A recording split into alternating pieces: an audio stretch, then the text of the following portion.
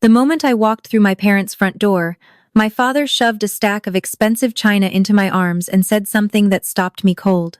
Your brother's girlfriend will be here any minute. Do not ruin this for us. I had just driven 4 hours to be there. I had not even put my bag down. And somehow, before dinner had even started, I had already been reminded exactly where I ranked in this family. I stood there in the hallway holding those plates staring at him. What he did not know was that by the end of that night, his precious family dinner was going to fall apart in a way none of them saw coming. I have learned that words do not work in this house. Not mine anyway. Then the front door opened. A woman stepped inside laughing at something my brother said. She turned. Her eyes landed on me, and she froze in the doorway. What happened next changed everything I believed about my place in this family. Before I take you back to that evening, please take a moment to like and subscribe and drop your location and local time in the comments. I love knowing where you are listening from. Now let me take you back to 3 days before that dinner, the phone call that started it all. It is Wednesday evening, and I am sitting on the floor of the therapy gym at Riverside Community Hospital, peeling dinosaur stickers off my scrub pants. My last patient, a 5-year-old boy named Marcus with cerebral palsy, just spent 45 minutes learning to grip a plastic spoon. He laughed twice. That is progress. That is a good day. My phone buzzes on the bench. Dad, I consider letting it ring, but I think about Mom and I pick up. Thea. No hello. No, how are you? Garrett is bringing his girlfriend Saturday. I need you here by 4:00 to help set up. I close my eyes. Dad, it is a 4-hour drive.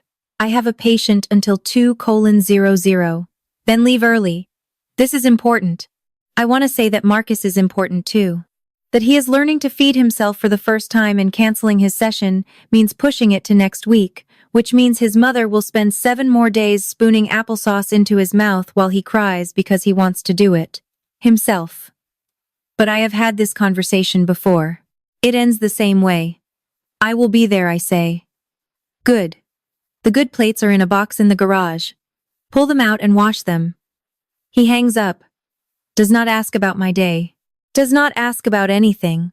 I sit there in the empty gym phone in my hand, and I think about my mother. She died 3 years ago, pancreatic cancer, fast and merciless. The last thing she said to me, her hand thin as paper in mine, was, "Keep this family together, Thea." That is the only reason I still make this drive. Not for my father. For a promise I made to a woman who would be horrified by what her family has become. I should explain something about my family. My father, Richard Dixon, coached varsity football at Jefferson High for 30 years. Head coach. State semifinals twice. In our town, that meant something. Men bought him beers at the hardware store. Parents named their dogs after his playbook formations. When he retired 5 years ago, the local paper ran a front-page photo. Coach Dixon, arms crossed, whistle around his neck, grinning like a man who conquered something. Then it was over. No more Friday night lights. No more coach. Just Richard sitting in a recliner, scrolling through ESPN, waiting for someone to make him feel important again. That someone is my brother Garrett. Garrett is 32, a regional sales rep for a medical equipment company. He is fine at it. He closes deals, hits quota, earns a decent living. But the way my father talks about him, you would think he brokered peace in the Middle East. Here is the scoreboard, because my father always keeps score. My graduation from the DPT program, Doctor of Physical Therapy, 3 years of graduate school clinical rotations that left me sleeping in my car between shifts. My father arrived 40 minutes late, sat in the back row, and spent the ceremony on his phone. Afterward he said, "So you are done with school now, good." 2 months later, Garrett signed his first regional account. My father threw a backyard barbecue, invited the neighbors, wore a proud dad apron he had never once put on for me.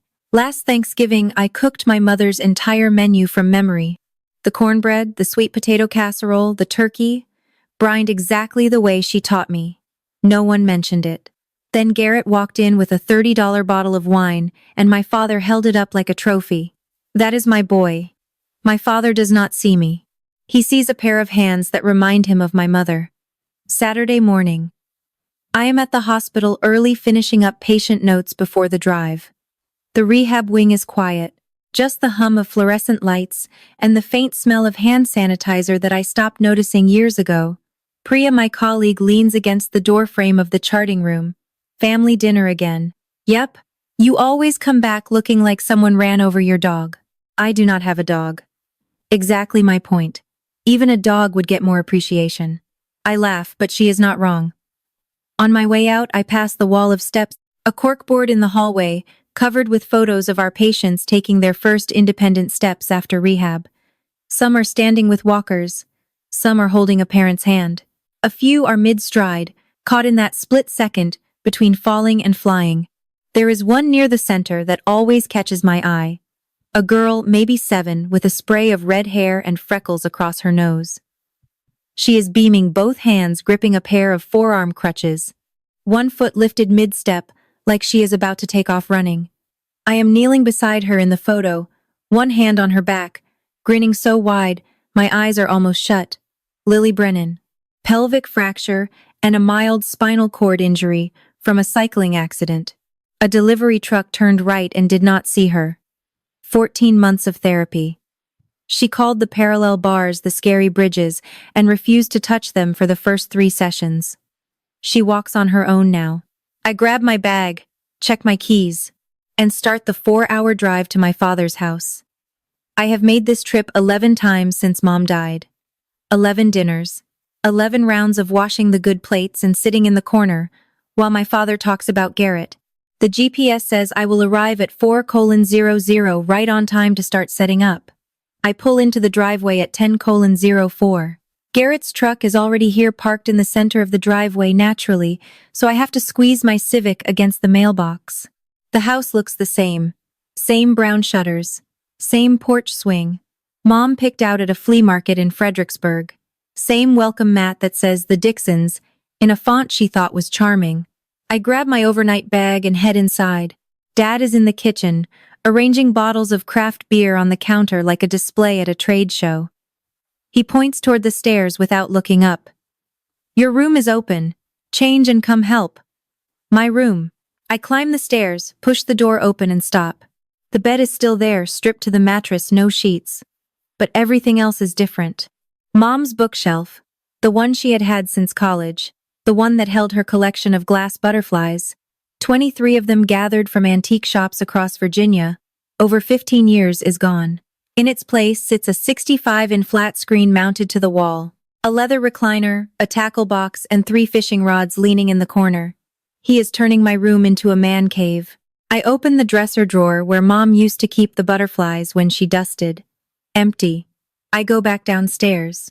Dad, where are Mom's butterflies? He does not look up from the beer bottles. I boxed up those knickknacks. They were collecting dust. Knickknacks. That is the word he uses for 23 years of my mother's joy. Where is the box? Garage somewhere by the stuff for the yard sale next weekend. The yard sale. He is going to sell them. My mother's glass butterflies sitting in a cardboard box between old golf clubs and a broken shop vac tagged at $1 apiece. I open my mouth to say something, and then I hear Garrett's voice from the living room laughing, and I swallow it. The guests arrive by 5:30. Grandma Margot comes first, wheeled in by Aunt June, Mom's younger sister. Grandma is 82, sharp in the eyes but hard of hearing, and she squeezes my hand at the door like she is checking that I am real. Aunt June pulls me into a hug that lasts a beat too long, the kind that says, I know. Then the Pattersons, Bill and Donna, neighbors for 20 years, the couple who brought casseroles every day for a month after Mom's funeral. They still ask about me with genuine warmth, which is more than I can say for the man who raised me. Dad lines everyone up in the living room like it is a pre-game huddle. He claps Garrett on the shoulder and turns to the Pattersons. You all know my son. Regional sales rep now. Just closed a deal with 3 hospitals across the state. He grins, rocking on his heels. Chip off the old block.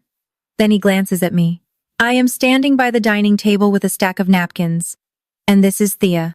She volunteers at a hospital down in Richmond. Bill Patterson tilts his head. Oh, like reading to kids. My father nods. Something like that. I do not correct him. I have corrected him 7 times in 3 years. Each time he says the same thing. Same thing. Thea. After a while you stop swinging at a pitch you know he will never throw straight. Aunt June catches my eye from across the room, her lips pressed together. She looks at me the way Mom used to, with an apology she does not know how to say out loud. Garrett is pouring wine for Dad. He heard every word. He knows I am not a volunteer. He knows exactly what I do. He pours a second glass and hands it to Dad without looking at me. Something like that. Dad says again and waves me toward the kitchen. Now go check the oven. The kitchen smells like roasted garlic and rosemary. I have been in here for 40 minutes checking the roast slicing bread, arranging bruschetta on a platter that Mom bought at a craft fair in Charlottesville. The platter has a small chip on the edge.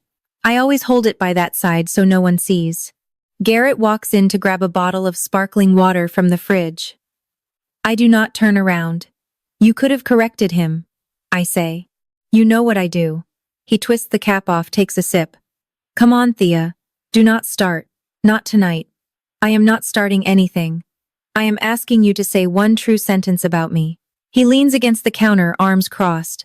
For a second, he looks exactly like Dad.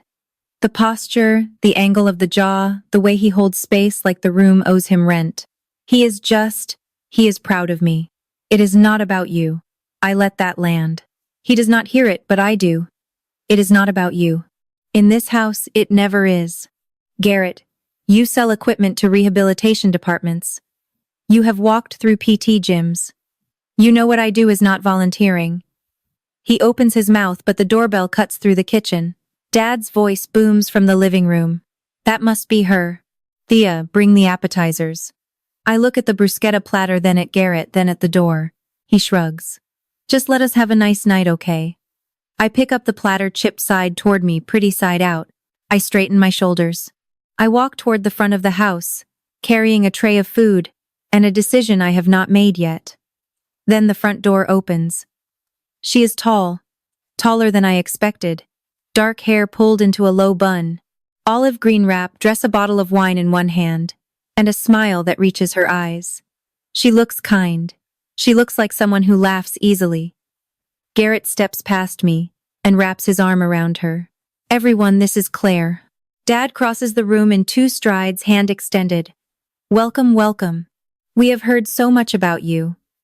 Claire shakes his hand warmly, says something polite about the house, about the smell of dinner.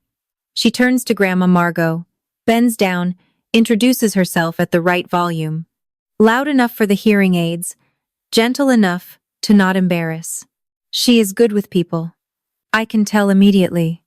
Then she turns toward me. I am standing 3 feet away, holding the bruschetta platter, wearing Mom's old apron with flour on the sleeve. I must look exactly like what my father introduced me as, the help. Claire's eyes find my face. Her smile drops. Not in a rude way, not like she is upset, more like someone just punched the air out of her lungs. Her lips part, her chin pulls back a fraction. The bottle of wine tilts slightly in her grip, and Garrett reaches over to steady it. You okay, babe? She does not answer him. She is staring at me, and I am staring back because I know this face. I know it from the hallway outside therapy room 3. This woman sitting in a plastic chair every Tuesday and Thursday, a paperback in her lap, sometimes reading, sometimes just staring at the wall, sometimes crying so quietly that the only sign was the wet spots on her jeans. Thea, she whispers. The room goes still. Dad frowns. Garrett looks between us. Thea, Dad says. Do not just stand there. Offer her something. We sit down to eat. Dad has arranged the seating. Garrett and Claire, on his right closest to the head of the table. I am on the far left next to Grandma Margot and across from Donna Patterson. The roast looks good. I spent 2 hours on it. Brined it the way Mom taught me, with apple cider vinegar and fresh thyme. Nobody comments on the food. Nobody ever does. Dad leans back, one arm draped over Garrett's chair like he is posing for a family portrait. So Claire, this guy right here. He thumps Garrett's shoulder. Regional Sales Rep. Just landed a 3-hospital contract last quarter. Tell her the numbers, Garrett. Garrett rattles off figures, units, margins, territories. Claire nods, but her eyes keep drifting to me. I can feel it across the table, the way you feel someone watching you through glass. Dad is still going. Chip off the old block. I used to tell my boys on the field close the deal every play. Garrett took that to heart. Claire sets her fork down. And what do you do, Thea? The table shifts. Not physically. No one moves, but the air changes. It is the polite question every new guest asks. It is the question my father answers before I can. She helps out at a hospital, Dad says. Volunteers. Claire's eyebrows draw together. She looks at me. I give her a small smile, the kind that says, let it go and reach for the breadbasket. What kind of volunteering, Claire asks. Her voice is steady, almost deliberate. Dad waves a hand. Garrett, tell Claire about the fishing trip with Uncle Roy. The subject changes just like that. My career dismissed in under 10 seconds, replaced by a story about a largemouth bass. Under the table, Claire folds her napkin in her lap and presses her fist against her thigh. She leans toward me slightly and says very quietly, I would love to hear about your work later. I nod. I do not trust my voice right now. The meal continues. Dad tells 3 more stories about Garrett. High school quarterback, all-state honorable mention.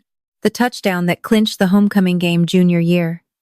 Each one is polished smooth from repetition, delivered with the same hand gestures, the same pauses for emphasis. He has been coaching these stories his whole life. Bill Patterson turns to me between bites. Thea, did you play sports too? Dad laughs. Thea was more of a bookworm. Nose always in something. I was also the kid who spent Saturday mornings volunteering at the adaptive sports camp 3 towns over because I wanted to understand why some kids could not throw a ball. I was 14. But that does not fit the highlight reel. Halfway through the main course, I stand to clear the appetizer plates. Nobody else moves. Garrett reaches for his wine. Dad keeps talking. The Pattersons smile, politely unaware that they are watching a performance. Aunt June pushes her chair back. Honey, sit down. I will help. Dad shakes his head. June, you are a guest. Thea has got it. June looks at me. I look at her. There is a whole conversation in that glance. 3 years of it. But she sits back down, because that is what everyone does in Richard Dixon's house. You sit when he tells you to sit. I carry the plates to the kitchen. When I come back, Claire is watching me. Not with pity, something sharper. She is tracking the pattern. Who sits, who serves, who gets introduced, who gets erased. For the first time, the shame I feel is not about my father. It is about being seen, about a stranger watching this happen in real time and knowing exactly how small I have let myself become in this house. I sit back down. Claire does not look away. Dessert comes out, a store-bought pie. Dad picked up from the bakery, which he takes credit for choosing. I bring the plates. I pour the coffee. I am on my feet more than I am in my chair. Claire waits until I sit down again. Then she sets her coffee cup on the saucer, squares her shoulders, and looks directly at me. Thea, I have to ask, where exactly do you work? Which hospital? The table goes quiet. Not tense. Just the pause that happens when someone asks a follow-up question nobody expected. Riverside Community. I say. In Richmond. Claire's hand stops mid-reach for the sugar. Riverside. The pediatric rehab wing. Yes. The silence thickens. Dad looks at Claire with a faint frown, like she just called an audible he did not approve. Claire turns to Garrett. Her voice is calm, but there is a wire beneath it. You never told me your sister works at Riverside. Garrett shifts. I mentioned she works at a hospital. You said she volunteers. He does not answer. He picks up his fork, realizes there is nothing left to eat, and puts it back down. Dad clears his throat. Claire, can I top off your wine? She ignores him. She is still looking at Garrett. And then she turns back to me, and something in her face breaks open. Recognition and grief and gratitude all at once colliding behind her eyes. I need to tell you all something, she says. Grandma Margot cups her ear. What is that, dear? Bill Patterson leans back. Donna folds her hands. Aunt June grips the edge of the table. My father puts down his fork, and for the first time all evening he does not have a speech ready. And right there, with everyone staring at Claire, I felt my heart hammering against my ribs. I did not know what she was about to say. I did not know if it would change anything, or make everything worse. If you have ever sat at a table where no one really sees you, where your name is just a placeholder, hit that like button right now. And subscribe if you have not, because what Claire said next, I still cannot talk about it without my voice cracking. Let me continue. Claire takes a breath. She is not looking at my father anymore. She is looking at her hands folded on the table. And when she starts talking, her voice has the careful steadiness of someone who has rehearsed grief enough times to speak through it. 2 years ago, my little sister Lily was hit by a delivery truck while riding her bike. She was 6. Donna Patterson covers her mouth. Bill sets his coffee down. She fractured her pelvis. The impact compressed part of her lower spine. The doctors said she might not walk normally again. They used words like significant impairment and long-term mobility challenges, and my parents heard every one of them sitting in a hallway that smelled like floor wax. She pauses, swallows. My mom stopped sleeping. My dad stopped talking. I was in my first year teaching 2nd grade, and I drove down every Tuesday and Thursday to sit outside the therapy room while Lily screamed through her exercises. Dad shifts in his seat. He is wearing his sympathetic face, the one he uses at funerals and parent-teacher conferences. That is terrible, Claire. Thank God she is all right. Claire looks up. She is all right because of one person. The table goes still. I feel my pulse in my fingertips pressing against the edge of my coffee cup. She has not said my name. She has not connected the dots yet. Not out loud. But I know. And she knows I know. I can see it in the way her jaw tightens when she looks at me like she is holding back a wave. Garrett glances at me. Just a flicker, quick and confused, then back at Claire. Something is turning behind his eyes.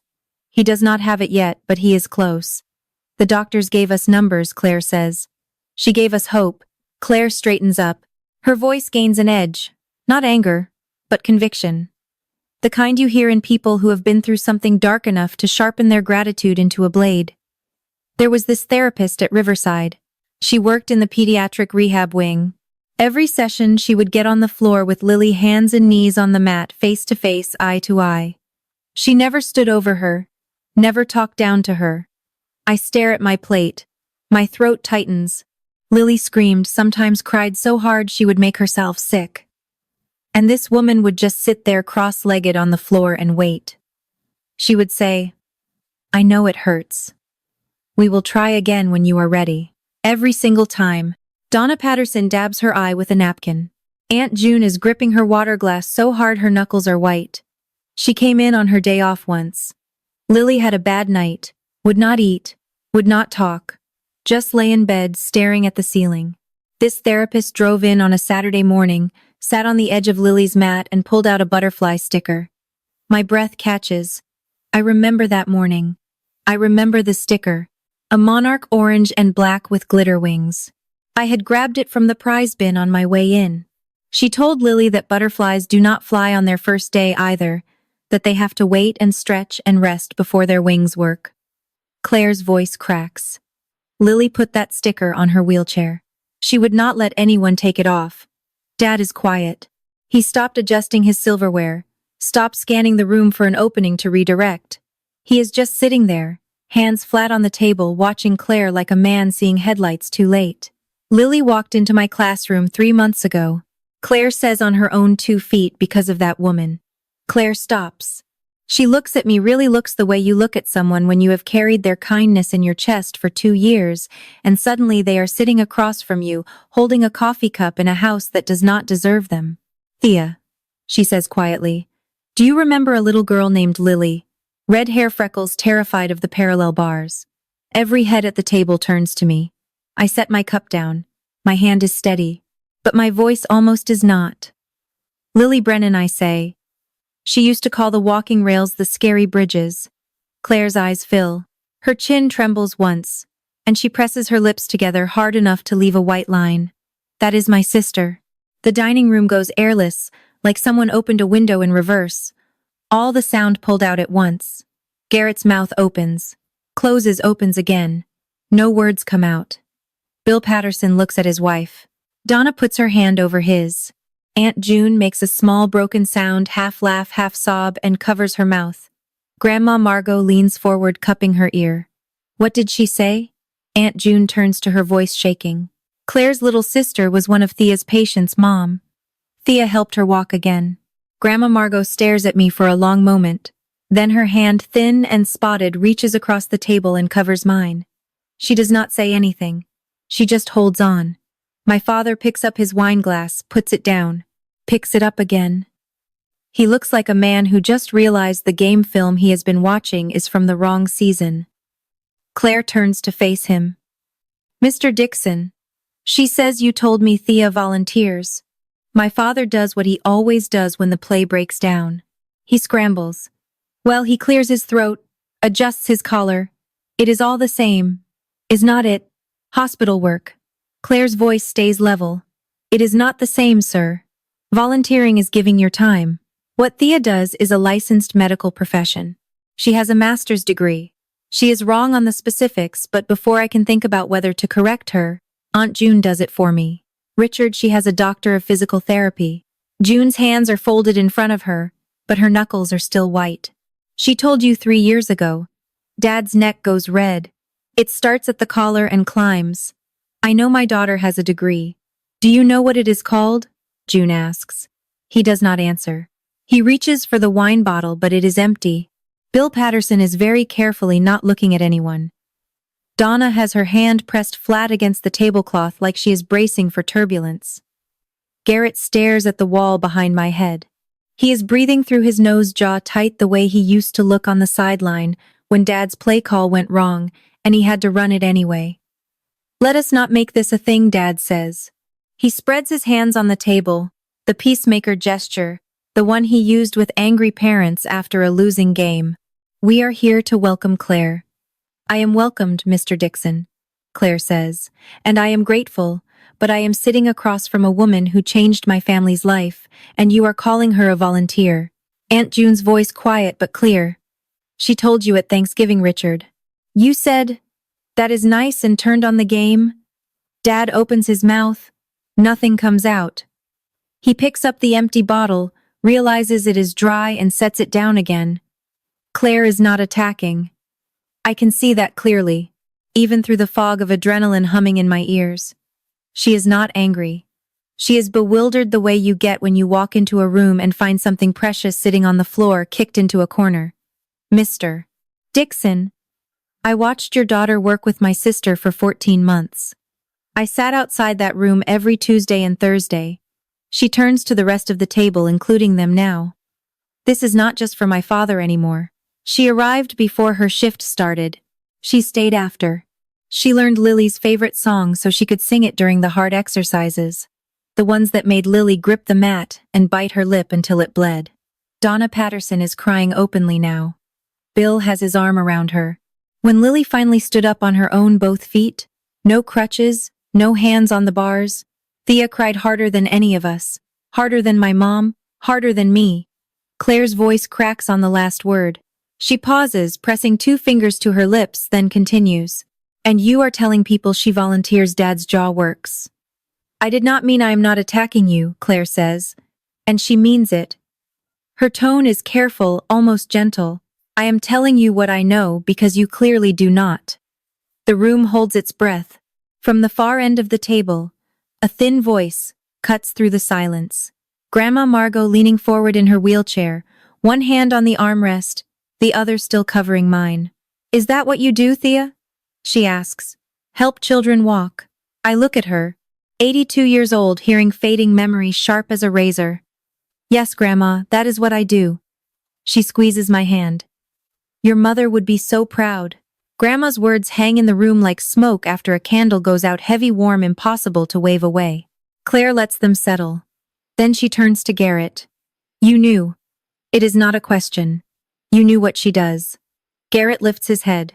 He looks like a man who has been watching the scoreboard all game and just realized he is on the wrong team. Yeah, I know she works at a hospital. You sell equipment to hospitals, Garrett. You have been in rehab wings. You have seen the parallel bars, the mats, the therapy pools. You know what a pediatric PT does. He swallows. His Adam's apple bobs once sharp. Why did not you ever correct your dad? The Pattersons are very still. Aunt June is watching Garrett with an expression I have never seen on her face before. Somewhere between pity and fury. Garrett's voice comes out small. Smaller than I have ever heard it. It was just easier. There it is. The confession my brother has been carrying for years packed into 5 words. Easier to let Dad erase me. Easier to ride the wave than steer it. Easier to pour the wine and nod along and never once say, "Actually, Dad, she is a doctor." I look at him across the table. I am not angry. I thought I would be, but I am not. I am just tired of being the cost of someone else's comfort. Easier for who Garrett. He does not answer. He picks up his napkin, folds. It sets it on the table. Picks it up again. Dad pushes back from his chair. The legs scrape against the hardwood. A sound that used to mean the lecture was coming. "All right," he says, "enough. This is supposed to be a nice evening." Dad stands at the head of the table, palms flat on the wood, leaning forward the way he used to lean into halftime speeches. The posture is pure Coach Dixon. Shoulders square, chin up, voice louder than the room requires. "I have always provided for this family. I coached boys into men for 30 years. I do not need a lecture at my own dinner table." Claire meets his eyes. "No one is lecturing you, Mr. Dixon." He turns to me. And there it is. The redirect, the audible he has been running my whole life. "See what you have done." His finger jabs the air between us. "I asked you one thing. Do not ruin this evening. One thing." The room braces. Aunt June grips the table edge. Donna Patterson's hand finds Bill's knee. I look at my father. I look at his finger pointed at me, across the same table where my mother served Thanksgiving for 26 years. And I say what I should have said the first time he shoved a stack of plates into my hands. "I have not said a word, Dad." His mouth opens. "I set your table. I cooked your food. I carried your plates. I cleared the dishes while everyone else had coffee. I keep my voice even. No tremor. No volume. Just facts laid out like patient notes. I have not said one word all night." He stares at me. The finger drops. "And you still found a way to blame me." Silence. The kind that fills a room from the floor up, pressing against the walls. Aunt June whispers, "She is right, Richard. She has not said a thing." Dad stands there, hands still on the table, the coach who just watched his star play fall apart on the field. He has no audible left. It is Claire who breaks the silence. She reaches into her purse slowly, like she is not sure she should, and pulls out her phone. "I did not plan this," she says. "I really did not. But I want you to see something." She taps the screen a few times, then holds the phone up so the table can see. "My mom recorded this the day Lily walked without crutches for the first time." The video is shaky, a mother's hands trembling behind the lens. A hospital hallway, fluorescent lit linoleum floor. And there is Lily, red hair in a ponytail, bare feet on the cold tile. Taking 1 step, 2, 3. Her arms out wide for balance, her face tight with concentration. At step 4, she stumbles. A pair of hands catches her. My hands. I am kneeling on the floor in scrubs, steadying her, saying something the microphone barely picks up. "You have got it. You have got it." Lily cries, not from pain, from the effort of believing her own legs. She stands again. Step 5, 6, 7. The hallway erupts. Nurses clapping, a janitor stopping his cart to watch. Lily's mom sobbing behind the camera. And me in the corner of the frame, wiping my eyes with the back of my wrist, crying harder than anyone. The video ends. Claire lowers the phone. Grandma Margot is leaning so far forward her wheelchair creaks. Donna Patterson has both hands pressed to her chest. Bill is blinking fast. Aunt June is crying, not the quiet kind, the kind that shakes your shoulders. Dad is looking at the phone at the frozen last frame. My face caught mid-sob. Kneeling on a hospital floor beside a child who just did the impossible. He does not say a word. "That is not volunteering, Mr. Dixon," Claire says. "That is saving a child's life." I stand up, not to leave. I walk to the kitchen and start clearing the dessert plates the way I always do. I stood there watching my father's face as that video played. And for the first time in my life, I did not want his approval anymore. I just wanted him to see. If this story is hitting close to home, if you know what it is like to pour everything you have into something meaningful and have your own family call it nothing, leave a comment. Tell me your story. Because what I did next I did for every person who has ever been invisible at their own family's table. Everyone moves to the living room for coffee. Everyone except me. I am at the sink running hot water over the plates when Dad appears in the hallway between the kitchen and the dining room. He fills the frame the way he always does. Shoulders wide, chin forward, the stance of a man who is used to being the biggest body in any room. Kitchen needs cleaning up, he says. I turn off the faucet. Everyone is having coffee, Dad. And someone needs to clean up. Garrett has a guest. I am also a guest. I drove 4 hours. He exhales through his nose the sharp, annoyed puff that used to silence entire locker rooms. You are not a guest, Thea. You are family. Then treat me like family. He tilts his head. The words do not compute. In his framework, family and help are the same thing. At least when the family member is me. Just get the dishes done. We can talk about this later. There is nothing to talk about later. I am asking you right now. Am I your daughter? Or am I your staff? Before he can answer, Claire's voice comes from behind him. She is standing in the living room doorway, coffee cup in hand, and she has heard everything. I will help with the dishes, Thea. Dad turns. No, Claire. You sit down. You are our guest. Claire does not move. She holds his gaze with the patient certainty of a woman who teaches 7-year-olds for a living and has dealt with worse bluffs than this. So Thea is family, but not a guest, she says. And I am a guest, but not family. She pauses. Where does that leave her? Mr. Dixon Dad's mouth works. No sound. His hands drop to his sides. From the living room I hear Grandma Margot's wheelchair creak and Aunt June's voice. That is a fair question, Richard. I dry my hands on the kitchen towel. I walk past my father through the hallway and into the living room where everyone is sitting with their coffee cups and their careful silence. I stand in the center of the room not for drama, because it is the only spot where Grandma Margot can see my face and hear my voice. I need to say something. I should have said it a long time ago. Dad follows me in. He stands by the mantel, arms, crossed, jaw set, the defensive posture of a man bracing for a hit he cannot block. Dad, I have driven to this house 11 times since Mom died. Every single time I cook, I clean, I set the table, I clear the plates, and I sit in a corner while you talk about Garrett. Nobody moves. Garrett is on the couch, elbows on his knees, staring at the carpet. I have a doctorate. I treat children who may never walk again. Last year I helped 9 kids take their first independent steps. 9 families got their lives back. My voice is steady. My hands are still. 14 months of kneeling on therapy mats, coaxing children through pain. That teaches you how to stay calm when everything inside you is shaking. And every time I come home, you introduce me as a volunteer. Dad unfolds his arms. Thea, I never meant. I know you did not mean it, Dad. I look at him. Really look. Past the coach posture. Past the bluster. To the 61-year-old man underneath, who lost his wife and his identity in the same 3 years, and never learned how to grieve either one. That is what makes it worse. You did not even notice. He opens his mouth, closes it. His hand moves to the mantel behind him, steadying himself on the wood. Aunt June stands. She has been sitting in the armchair by the window all evening, holding herself together with the quiet discipline of a woman who loved her sister and made a promise of her own. Richard. Her voice is soft but carries. Marie would not have wanted this. Dad flinches at the name. He always does. Marie talked about Thea's work every time we had coffee. Every Tuesday morning, for 6 years, she told me about the children.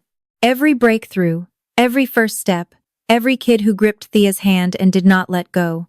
She reaches into her purse, a worn leather bag she has carried since I was a teenager, and pulls out a small notebook, black moleskin elastic band. Dog-eared corners. She kept a notebook, June says. Dad stares at it. A notebook. She wrote down the names of every child. Thea helped learn to walk. Dates, milestones, little notes in the margins. She was going to give it to Thea on her 30th birthday. June's voice breaks on the last word. She presses her fist against her chest and takes a breath. She did not make it. She holds the notebook out to me. I take it with both hands. The way you hold something fragile that has already survived more than it should have. I open the first page. Mom's handwriting, small slanted, the same cursive she used for grocery lists and birthday cards. Lily B. First steps today. Thea called me crying. So proud of my girl. I cannot read the next line. My vision blurs. I close the notebook and press it against my chest, and I breathe and I hold on. Dad is staring at the moleskine. His hand grips the mantle, knuckles white. He looks at it the way you look at a letter that arrived too late. Nobody speaks for a long time. Long enough for the ice in Bill Patterson's glass to crack and settle. Dad sits down, not in his recliner, the throne he usually claims, but on the ottoman beside it, lower to the ground like a man whose legs decided for him. I did not know. She kept a notebook, he says. His voice is hoarse, stripped. Aunt June does not flinch. You did not know a lot of things, Richard, because you did not ask. He rubs his face with both hands. When they come down, his eyes are red, not crying, not yet, maybe not ever. Just a man looking at the distance between who he thought he was and who he actually is, and realizing it is measured in years. He looks at me, mouth open, then shut, then open again. I do not know what to say. Part of me, the part that drove 4 hours and cooked his dinner and carried his plates, wants to help him, wants to feed him the right words, the way I feed Marcus his exercises, gently, patiently, one step at a time. But that is not my job tonight. You do not have to say anything tonight, Dad, but I need you to hear this. I hold the notebook against my ribs. I will not come back to a house where I am a servant. He nods. Not agreement, surrender. The kind of nod you give when someone tells you something you cannot argue with and cannot fix, and the only honest response is to stop pretending you have an answer. From across the room, Grandma Margot's voice, thin, steady, unhurried. Good girl. 2 words. The same ones she used to say when I finished my vegetables, when I tied my shoes by myself, when I graduated from every school my father forgot to celebrate. Good girl. The living room stays behind me as I walk through the kitchen and out the side door to the garage.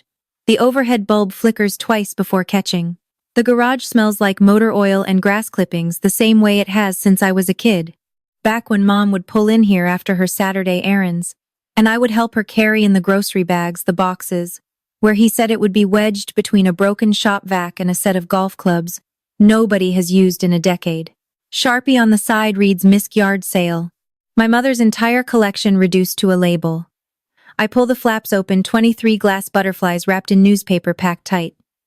I lift one out, a blue morpho, hand-blown the size of my palm. Mom found it at an antique shop in Staunton the year I turned 12. She held it up to the window and said, "Look, Thea. Even glass can fly if the light hits it right." I check each one. All here. Garrett appears in the garage doorway. Need help? I have got it. I pause. But thank you. She picks up the other end of the box anyway, and together we carry it to my car. We do not talk. We do not need to. I go back inside, upstairs, into the room that used to be mine, and is now a shrine to bass fishing and flat-screen football. I take the one thing that is still mine, the framed photo of Mom on the dresser, the one from the beach trip, in 2009, her laughing with her feet in the sand. Garrett is standing in the hallway when I come down, photo under my arm. Thea, do not leave like this. I am not leaving like this. I am leaving with Mom's things that Dad was about to sell at a yard sale. He winces like I have touched a bruise he forgot he had. We stand in the garage, just the two of us. The overhead light buzzes and flickers, casting our shadows long against the concrete floor. Garrett shoves his hands in his pockets. I should have said something. I know. You should have, but you chose easy every time. He rocks on his heels, looks at the oil stain on the floor. He is our dad, Thea. He does not know how to. He does not know because no one makes him learn, including you. The words land hard. I can see them hit. The slight flinch in his shoulders, the way his chin drops a fraction of an inch. You sell medical equipment, Garrett. You walk into rehab departments every week. You shake hands with therapists who do exactly what I do, and you come home and let Dad call me a volunteer. I did not think it mattered that much. It mattered every time. He rubs the back of his neck. His eyes are red, not from tears. From the effort of looking at something he spent years turning away from. I love you, Garrett. I say it plainly, the same way I tell my patients the truth about their recovery, without cushioning, without performance. But I will not pretend anymore. If you want a relationship with me, it starts with you using my actual job title out loud in front of him. He nods slowly. I am sorry, Thea. I know you are. Now prove it. I step forward and wrap my arms around him, a quick, tight hug. The kind that says, I mean this, and I am leaving now. He hugs back harder than I expected. His chin rests on top of my head for 1 second the way it used to when we were kids, and he was tall and I was small, and neither of us knew that growing up would mean growing apart. I let go. I walk to my car. Claire follows me out to the driveway. The porch light throws a yellow circle on the gravel, and beyond it the Virginia night is wide and dark and full of crickets. Thea. She stops a few feet from my car, arms folded across her chest. I had no idea. Garrett never told me any of this. He probably did not think there was anything to tell. She shakes her head slowly. You are wrong about that. He knew. He just did not want to look at it. I open the driver's side door and toss my bag onto the passenger seat. The box of butterflies is in the back, buckled into place with the seatbelt, because I do not trust the curves on Route 29. Lily asks about you, Claire says. She calls you the butterfly lady. I laugh, the first real laugh all night, the kind that loosens something in your chest. She told her whole class about you, stood up during show and tell with her crutches and said, this lady taught me how to be brave, and she smells like hand sanitizer, and she has the best stickers. My eyes sting. I blink hard and look at the stars. You changed my sister's life, Thea. You changed mine too. I needed you to know that someone sees what you do. Thank you, Claire. My voice is thick. For seeing me. She steps forward and hugs me. Not the quick kind I gave Garrett, the kind where you press your cheek against someone's shoulder and hold on because you both know this moment is a hinge, the before and after pivot of something important. When she pulls back, she says, I am going to have a long talk with Garrett tonight. Go easy on him. He is not the problem. He is the symptom. She nods. Drive safe. I get in the car. The butterflies catch the dome, light 23 small fires in the rearview mirror. 4 hours on a dark highway. No radio. The only sound is the hum of tires on asphalt and the faint rattle of newspaper-wrapped glass in the box behind me. I drive through small towns with closed gas stations and blinking yellow lights, past churches with marquee signs that say things like, God's love is not earned, and grace is not a trophy. Past the exit for Fredericksburg, where Mom and I spent a Saturday afternoon once. Just the two of us eating peach cobbler at a diner and browsing antique shops until my feet hurt. At a red light somewhere outside Ashland, I reach over to the passenger seat. The moleskin notebook sits on top of my bag. I open it carefully, one hand on the wheel, one on the page, and flip to the last entry. Aiden M. Learning to hold a spoon. Thea says he laughed today. January 14th. January 14th. 3 weeks before she died. 3 weeks. She was in a hospital bed with a morphine drip and a body that was shutting down organ by organ, and she was writing in this notebook. She was still keeping track of my patients. Still paying attention. Still proud. I close the notebook and press it against my chest. The light turns green. A car behind me honks. I wipe my face with the heel of my hand and drive. When I get home, my apartment, the 1-bedroom in Richmond with the kitchen window that faces east, I carry the box of butterflies inside first. I set them on the windowsill one by one, spacing them the way Mom used to. The streetlight catches the glass, and for a moment, the whole room fills with fractured light. 23 butterflies lined up like a chorus. She saw me every single day, even when I did not know it. 3 days later, my phone rings while I am charting notes between patients. Garrett's name on the screen. I almost let it go to voicemail. Old habit, but something makes me pick up. His voice sounds different, stripped of the salesman polish, the easy confidence, the big brother breeziness. He sounds like a man who has been awake too long, thinking about things he spent years not thinking about. Claire and I talked, he says. A lot. Okay. She showed me some things I did not want to see about how I have been, about what I let happen. I sit on the bench in the therapy gym, Marcus's session notes open on my lap. What did you do? I told Dad. I told him you are a doctor of physical therapy. I used those exact words. What did he say? Garrett exhales. He said, I know. But the way he said it, like he was hearing it for the first time and pretending he was not. That sounds right. That sounds exactly like Richard Dixon. I also told him the yard sale is off. Mom's things stay.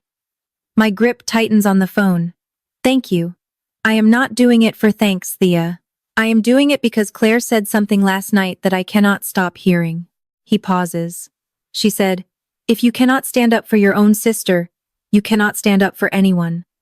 I close my eyes. In the gym behind me, I hear Priya guiding a patient through ankle exercises. The rhythmic count, the encouraging murmur. It is a start, Garrett. I know it is not enough. No, but it is a start. We hang up. I sit there for a minute holding the phone, looking at the wall of steps across the hallway. All those children, all those first moments. Not healed, but a crack in the wall. 2 weeks pass. Dad does not call. I do not call. The silence sits between us like a room neither of us knows how to enter. I am okay with it.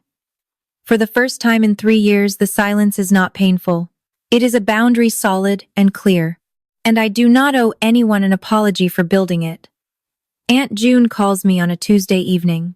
Her voice warm with that particular gentleness she uses when she is about to say something important and does not want to spook me. He has been quiet, she says. Does not talk about the dinner.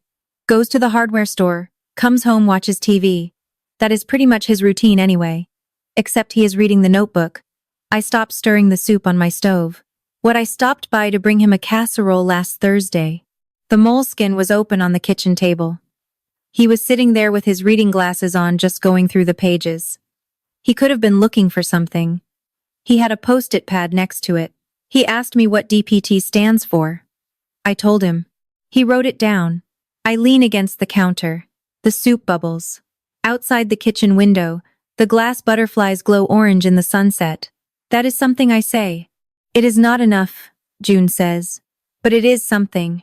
She is right. He has not called. He has not apologized. He may never say the words I need to hear, but he is sitting at his kitchen table, reading my mother's handwriting, learning the name of my degree from a post-it note. Because he never once listened when I told him myself. That is not redemption.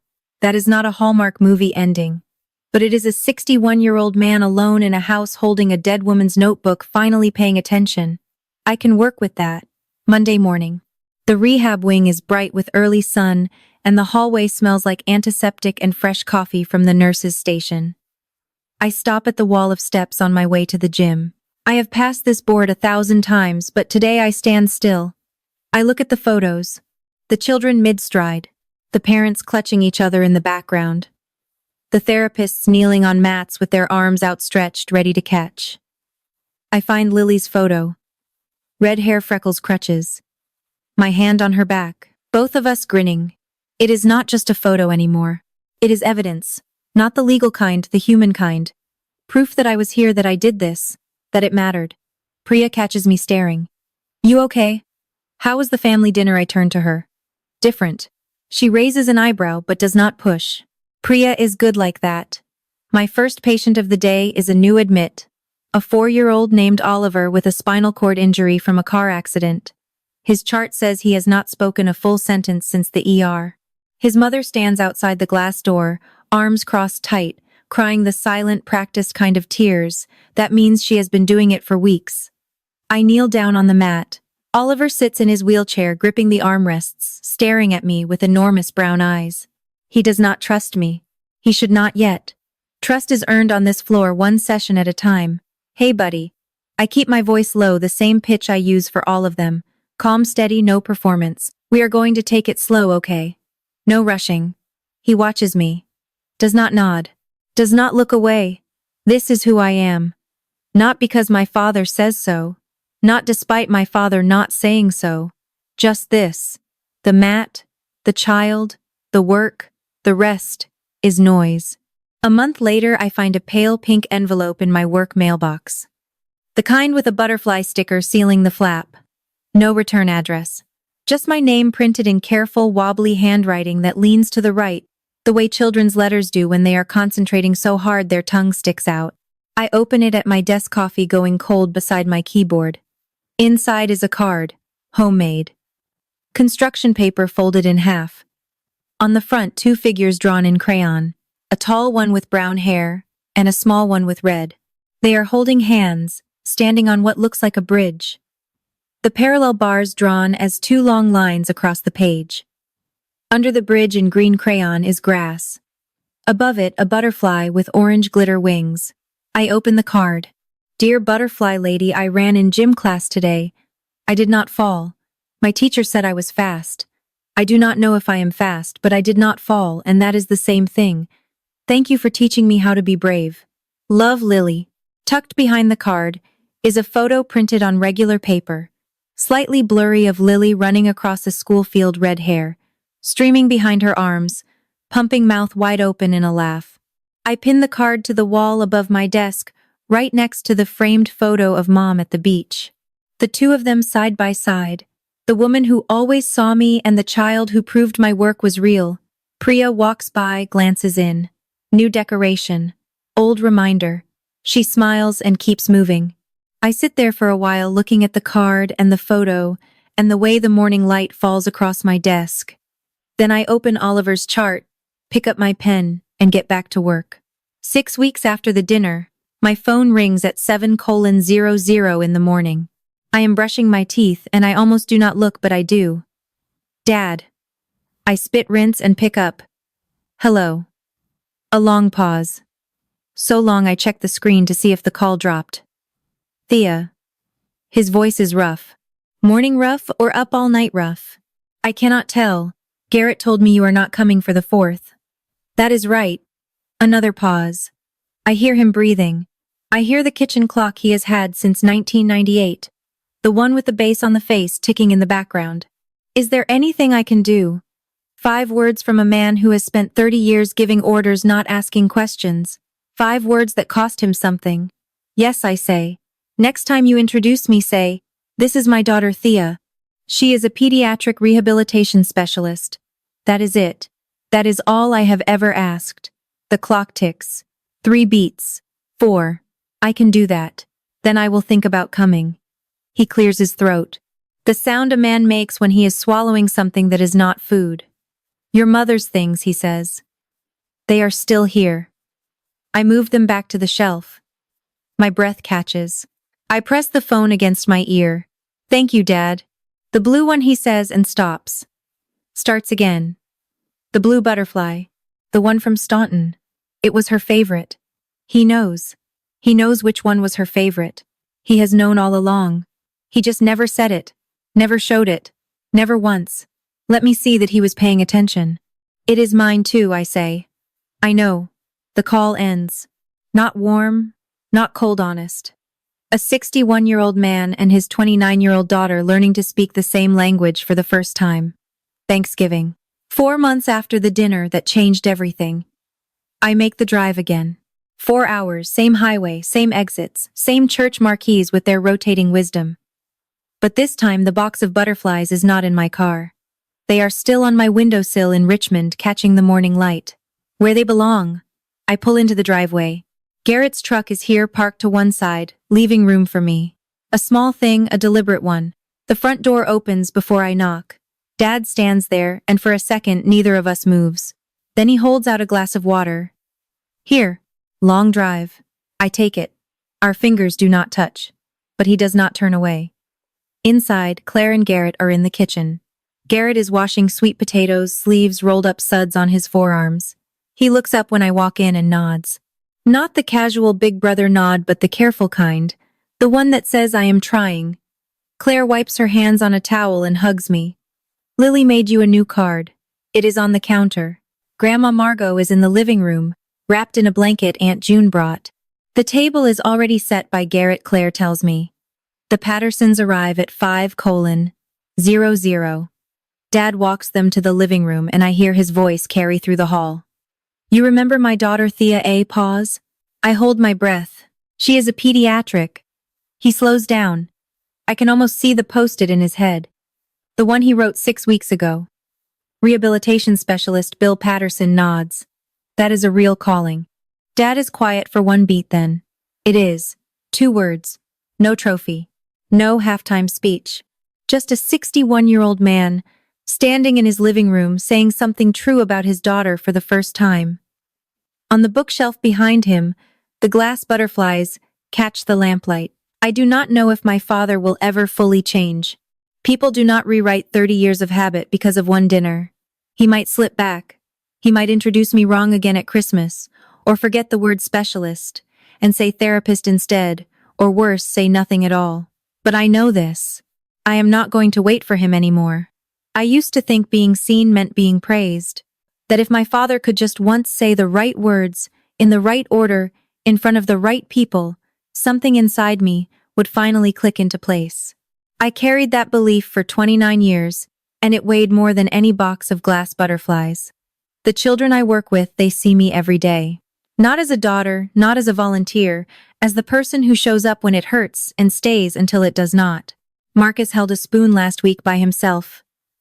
His mother stood in the doorway and sobbed into her hands. Oliver said his first full sentence in therapy yesterday. Can we do it again? 4 words that meant more than any speech my father ever gave.